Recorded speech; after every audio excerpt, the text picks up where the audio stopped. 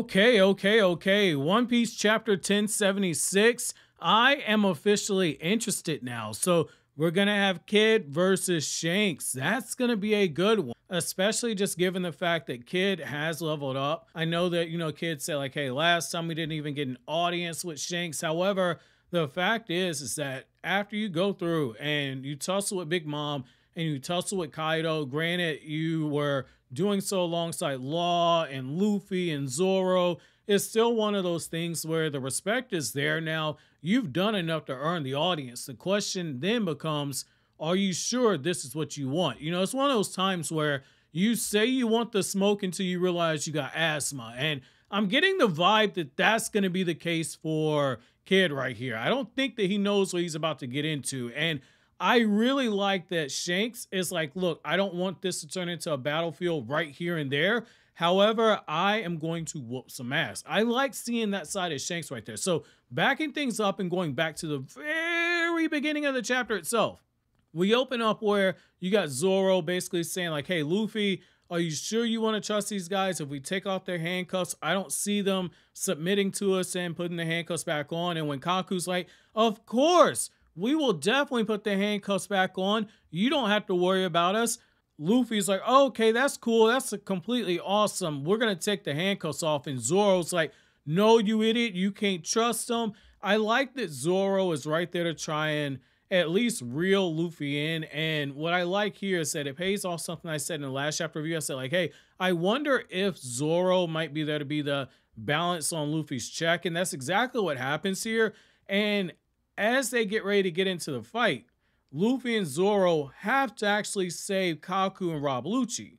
And it's because S-Hawk has fired off an attack, and the moment that Zoro sees it, Zoro remembers it. And what I like about this is that Zoro recalls it because it is a sword attack that you saw all the way back in Alabasta, because I believe it was Mr. One who had the dice fruit. So I like seeing that right there. That's actually a really nice way to kind of throw back in, especially after we just saw what happened with Nefertiti Cobra and Nefertiti Vivi. It's one of those things where I like how Oda's just pulling back continuously from Alabasta in this arc here in itself. And what I also like is that as they're going into the battle, one of the Vegapunks is getting the information and is taking advantage of the fact that Kaku and Rob Lucci, they have to be forthcoming right now because they're trying to get those handcuffs off, so they have to play ball. And essentially what we find out is that Rob Lucci and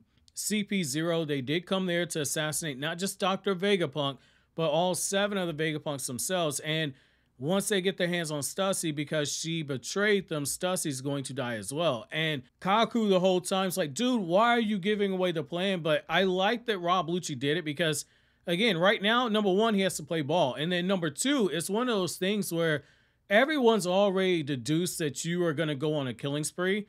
There's no point in actually hiding it at this point. You might as well just be completely upfront and say, this is what we're planning to do, because you're going to come to blows anyway. The guard is already up. And what I like here is that Luffy hears this, and Luffy is confident in himself enough so to the point he's like, look, just give me the keys. I'm going to take them off. And I think some of what Kaku was saying ended up getting through to Luffy, because they basically told him like, hey, are you going to save us continuously every single time that we need to be saved? And Zoro makes it a point to say, that was Nami screaming. We got to go protect her as well. It's one of those things where Luffy's smart enough to know right now the enemy of my enemy is my friend. And if I have to whoop Rob Lucci's ass again, I'll whoop his ass again. So I like seeing that. And what I like here is that Luffy is basically putting the safety of his crew first. And when Rob Lucci says, well, I'm not going to kill them right away, I'm going to kill you first, it's a little bit of comfort here, in the sense that Luffy at least knows, like, once S-Hawk and once this Pacifier is taken care of, he's got to go right back up with Rob Lucci. And so it at least gives him the opportunity to start game planning as he begins to start going through the fights. And as the Pacifier ends up shooting off one of the attacks, Luffy goes into Gear 4. You see Rob Lucci transform. They hit him with the Kongung and the 6 King pistol combination. Zoro and Kaku end up taking on S-Hawk. We get a very nicely done double spread to show the different attacks and the impact and the weight behind it. And we end up seeing Vegapunk speaking with the members of CP5 and CP7 and CP8. And what I like here is that Vegapunk is basically taking the information that they're giving him, and we learn about how they got caught by the sea beasts and everything, and we learn more about what's going on this island. And the more that we learn about what Vegapunk has done, the more I see exactly why the world government is choosing now to take him down. Because essentially, he says that that explains the other thing. There shouldn't have been any other way for the government to find out about the Poneglyph or the Poneglyph research that has been going on here.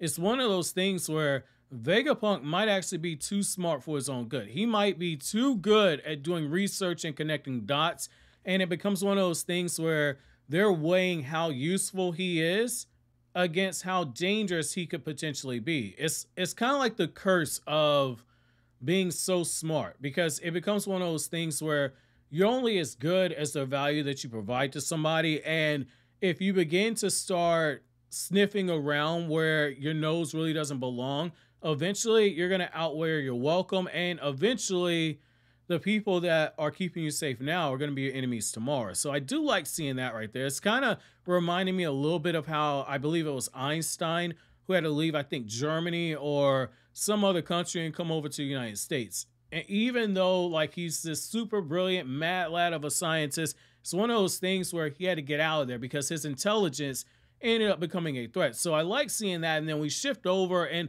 we get Shanks, and I like how this kind of throws us all the way back during Romance Dawn, where you had Luffy and Shanks, and Luffy's like, Shanks, I want to go on the sea with you. I want to be a pirate with you, etc., etc., etc. And Shanks like, I don't take little rugrats like you onto the sea. It ain't happening. Don't get your hopes up. And we're seeing history repeat itself all over again. Shanks is in a bar. Shanks is seeing a little kid that wants to go with him. The lady at the bar is completely simping over Shanks.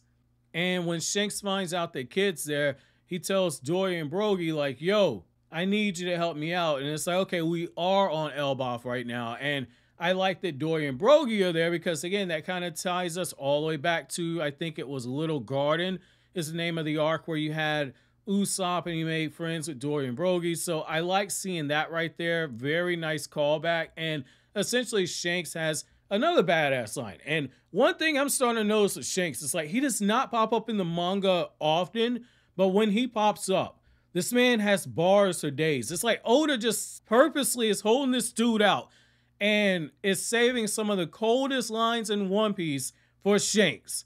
Like when Shanks like, stop this war. Everybody stop the war. When Shanks basically told the sea beast to run away, the sea beast ran away. When Shanks is telling the Admiral, like, yo, are you that scared of the new era? Like, each and every time that Shanks pops up, he's got a cold bar. And this chapter is no different. This man's like, hey, do you want to fight me here and now? Or do you want to leave your Road Poneglyph and flee? It's one of those things where it's just like, this man's like, dude, one way or the other, I'm getting what I want. But you might as well take your ass and run away. Like, Shanks got bars, man. I freaking love this right here. And what we end up seeing is like kids like, you know what? Like, I don't care if he's here. I don't care if he wants the smoke. I'm going to take the smoke. And kids like, look, I'm only going to die if I lose a fight. And I ain't planning on losing a fight. So this is one of those times where, again, I really feel like Kid is biting off more than he can chew. You know, again, everybody want the smoke until they find out they got asthma. That boy about to be coughing and wheezing right now. But I want to know from you guys, like, this is a serious question. How much do you think Kid has improved? And did you think that where Kid is currently, did you think he stood a chance against Shanks? I kind of feel like the way that Oda's been building Shanks up, Shanks is like, if Luffy is a 10, like Shanks is a 10 also, but there's tiers to 10.